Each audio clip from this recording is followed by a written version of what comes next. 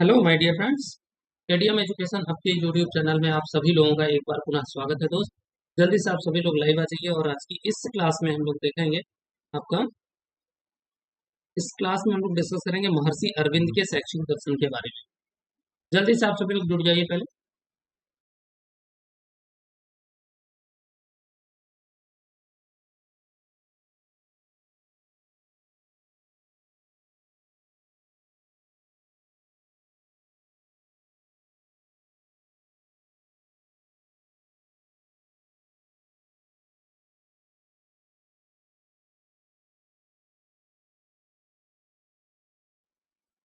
चलिए, एक बार कमेंट करके बताएंगे क्या आपको वॉइस वगैरह सब कुछ क्लियर हो रही है।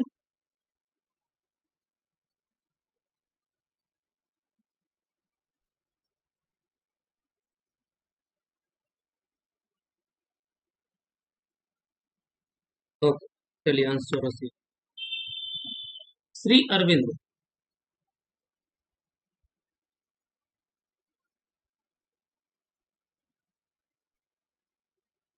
अरविंद का जो शैक्षिक दर्शन है या फिर शैक्षिक विचारधारा है, उसको अगर हम लोग देखेंगे तो इनका जो दर्शन है समन्वयवादी दर्शन के रूप में इनको जाना जाता है। ठीक है, समन्वयवादी दार्शनिक के रूप में क्यों कहा जाता है? क्योंकि इन्होंने जो है मुख्य रूप से अगर देखेंगे तो सबसे पहले ये जो है क्या थे, भारतीय दर्शन के बहुत बड़े प्रवर्तक रहे शुरुआत में, है ना। शुरू में जो है ये भारतीय दर्शन के प्रवर्तक रहे, लेकिन जब ये पढ़ाई करने के लिए यूके चले जाते हैं और वहां पर जाकर के वो पढ़ाई वढ़ाई अपनी पूरी करते हैं, और पढ़ाई पूरी करने के बाद जब वो फिर इंडिया लौटते हैं तो इंडिया में आकर के वो ये देखते हैं कि उस समय हमारा देश गुलाम होता है ना। गुलाम मतलब बहुत ज्यादा प्रकोप रहता है अंग्रेजों का, जिसके कारण ये भी स्वतंत्रता आंदोलन में कूदते हैं, लेकिन ये थोड़ा डरपोक टाइप के थे। मतलब हम डरपोक नहीं कह सकते, लेकिन हाँ हम ये कह सकते हैं कि ये जो है इस टाइप के थे कि फ्रंट में ये आकर के काम नहीं करते।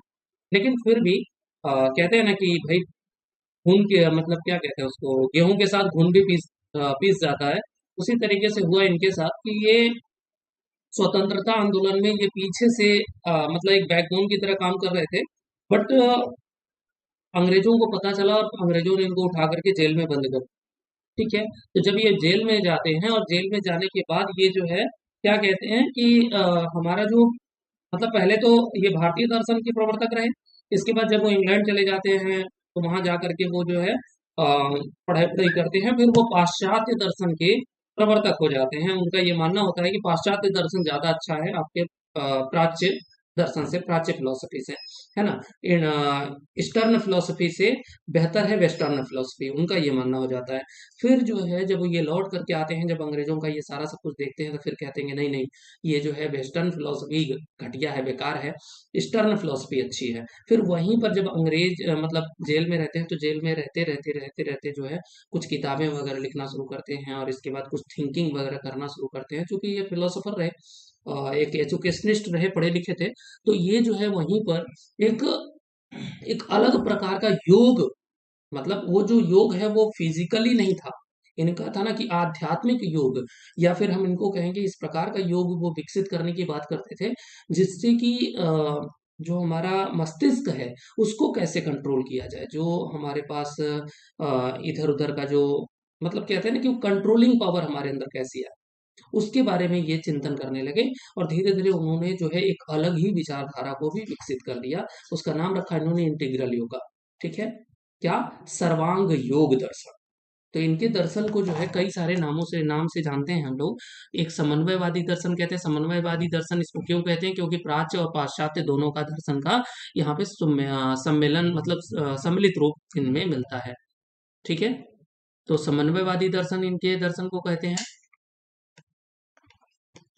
समन्वयवादी दर्शन,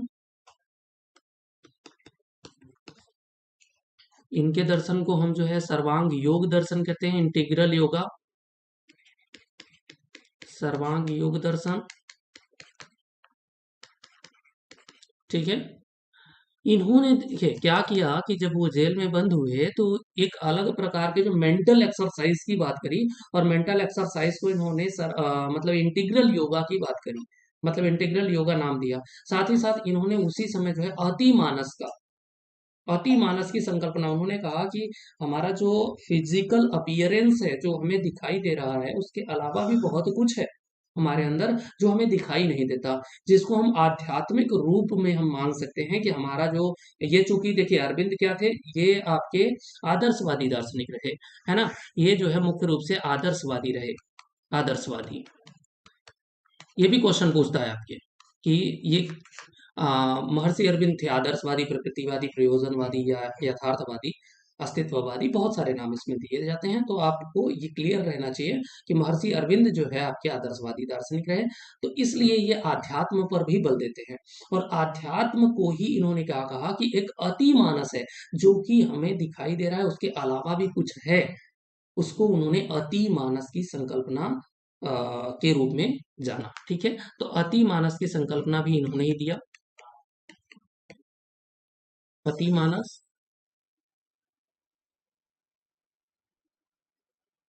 अति मानस की संकल्पना। ओके। इसके बाद ये जो है चार पत्रिकाओं का, मुख्य रूप से इन्होंने चार पत्रिकाओं का संपादन किया।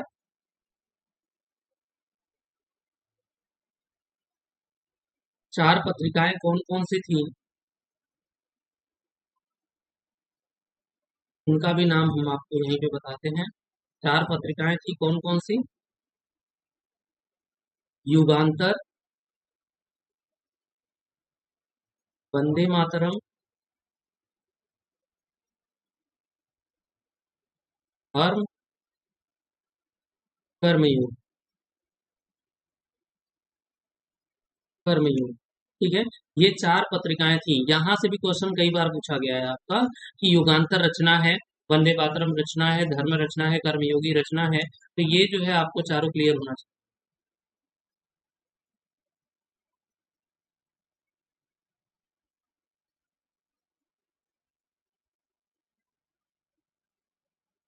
ठीक है, कर्मयोग। चलिए, इसके बाद इन्होंने जो है इनका जो अंतर्राष्ट्रीय शिक्षा का केंद्र इन्होंने स्थापित किया था। तो अंतर्राष्ट्रीय शिक्षा का केंद्र इनका कहाँ पर स्थित है?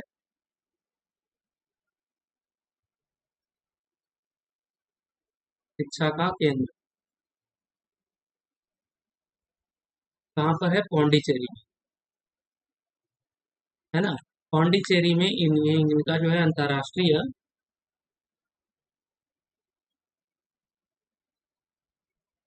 शिक्षा का केंद्र है।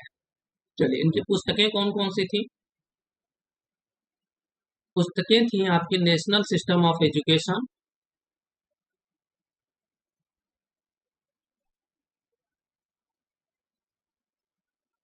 System of education,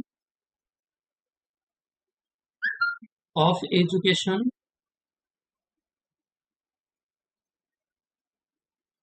of education, the life divine,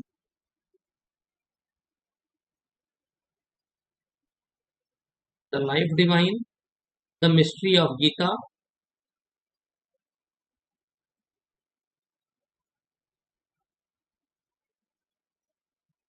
Gita, human cycle,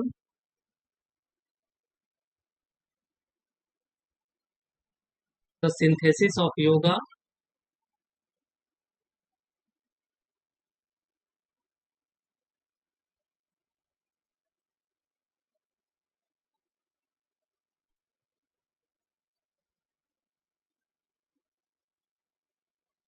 the synthesis of yoga,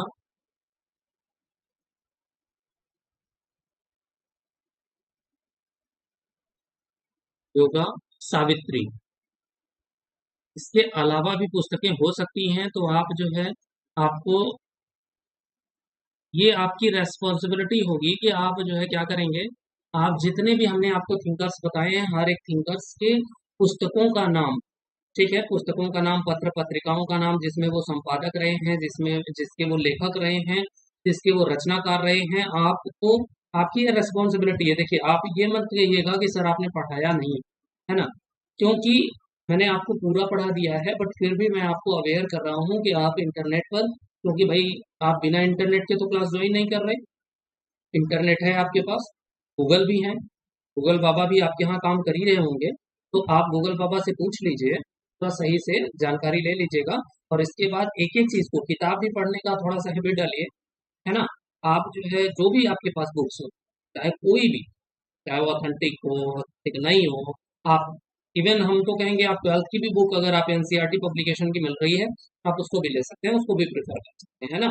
education की एनसीईआरटी पब्लिकेशन की बुक आती है एजुकेशन की, है ना, आप उसको भी ले सकते हैं। अगर वो मिल जाती है तो आपको उसमें भी ये सारी चीजें मिलेंगी। ये चार पांच जो है ना, ये आपके थिंकर्स, ये चार पांच थिंकर्स आपको 12th से ही पढ़ाया जाए, ठीक है। बीए एजुकेशन में, एमए एजुकेशन में, डीएलएड में, बीटीसी में और आपका बीएड में, हर जगह आपको ये सब मिलेंगे। ये तीन चार पांच लोग हर जगह मिलेंगे। तो आपको जहां भी जो भी मिल जाए, आप उसको नोट करके रख लीजिएगा। और एक काम और कीजिएगा, सभी लोग जो है नोट करके, ऐसा नहीं है कि आप अपने पास सीमित रखिए। अगर आपको कोई एक्स्ट्रा नॉलेज मिलती है तो आप इसी ग्रुप में शेयर करेंगे। जो ग्रुप हमने आपको आपके लिए बनवाया है, वो ग्रुप आपका पब्लिक है, और उस ग्रुप में आप हर एक इंफॉर्मेशन को शेयर करेंगे। और आप लोगों को अगर कोई परेशानी हो रही है, कुछ अगर पर्सनल इशू है, तो ही मुझे जो है कांटेक्ट करें, ठीक है। क्योंकि देखिए थोड़ा कम समय होता है मेरे पास, तो अगर कोई बहुत बड़ा इशू बन रहा है आपके सामने, तो ही आप मुझसे कांटेक्ट करें। अदरवाइज आप अपने स्तर से अगर उसको सॉल्व कर सकते हैं, आप अपने ग्रुप में उस समस्या को डाल दीजिए। जो भी एबल कैपेबल होगा, जो रिसेबल होगा, वो आपके साथ बात कर लेगा, ठीक है। हर किसी की ये जिम्मेदारी होगी, क्योंकि भाई देखिए ये कलेक्टिव फोरम है ना। ये कलेक्टिव फोरम है, ये जो है हमारा केवल एक इंडिविजुअल का फोरम नहीं है, एक कलेक्टिव फोरम है। और इस कलेक्टिव फोरम में आप सभी लोगों की रिस्पॉन्सिबिलिटी जो है इक्वल है, ठीक। आप पढ़िए, अच्छे से पढ़िए, मन लगा करके पढ़िए। जहां पर भी जो भी अगर कहीं समस्या आ रही है, तो आप मुझसे निसंकोच पूछ सकते हैं, लेकिन आप पहले अपने स्तर से उसको डील करने का, ढूंढने का, सर्च करने का प्रयास कीजिए। उसके बाद आप हमसे कांटेक्ट कीजिए, हम जरूर आपकी हेल्प करें। हम आपके लिए ही हैं, और आप सफल होंगे तो हम भी सफल, है ना। तो इसलिए लास्ट में आज जो है एक तरीके से हम ये मतलब ऑफिशियली बंद कर रहे हैं क्लास को 3 दिन के लिए। बट अगर टाइम मिला मुझे, या फिर नेटवर्क मुझे मिला, तो मैं क्लास लूंगा, और उसके पहले मैं आपको इन्फॉर्म कर दूंगा आपके ग्रुप में, ठीक है। चलिए, तो लक्ष्य ना उजल होने पाए, कदम मिलाकर चल, सफलता तेरे कदम आएगी आज कल। लगे रहिए, सफलता जरूर मिलेगी। All the best, bye bye, take care, खुश रहिए, मस्त रहिए और पढ़िए।